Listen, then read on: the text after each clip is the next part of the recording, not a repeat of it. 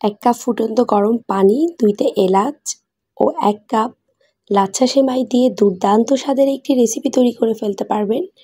আসসালামু আলাইকুম। আর এই শান্তাস ব্লগ থেকে আমি শান্তা মাহমুদ বলছি।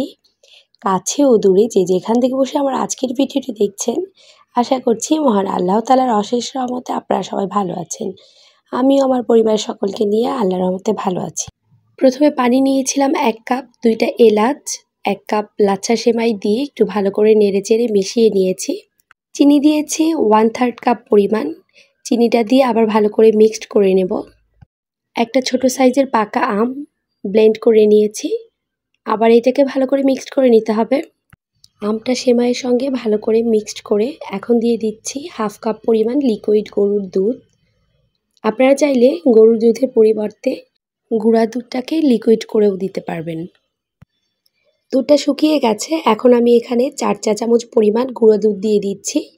দিয়ে দিব কিছু ড্রাই ফ্রুট ও 1 চা চামচ পরিমাণ ঘি দিয়ে আবার ভালো করে মিক্সড করে শুকিয়ে যাওয়ার আগ পর্যন্ত ভালো করে নেড়েচেড়ে নেব।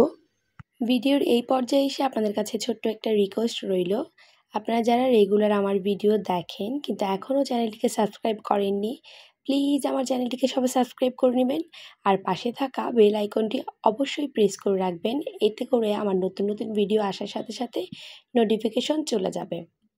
আর যারা অলরেডি সাবস্ক্রাইব করে ফেলেছেন তাদেরকে জানাচ্ছি অসংখ্য ধন্যবাদ। কথা বলতে বলতে এদিক দিয়ে আমার সবগুলি লাড্ডু বানানো হয়ে গেছে। সবগুলি লাড্ডু বানিয়ে এখানে আমি আবার লাচ্ছা সেমাইয়ের মধ্যে একটু গড়িয়ে নিয়েছি, এতে করে দেখতেও ভালো লাগবে। আমার আজকের এই সহজ রেসিপিটি আপনাদের কাছে কেমন লেগেছে সবাই কমেন্ট করে জানাতে ভুলবেন না। আজকের মতো আপনাদের কাছে এখানেই বিদায় নিচ্ছি। আপনারা সবাই ভালো থাকবেন, সুস্থ থাকবেন। আসসালামু আলাইকুম, আল্লাহ হাফেজ।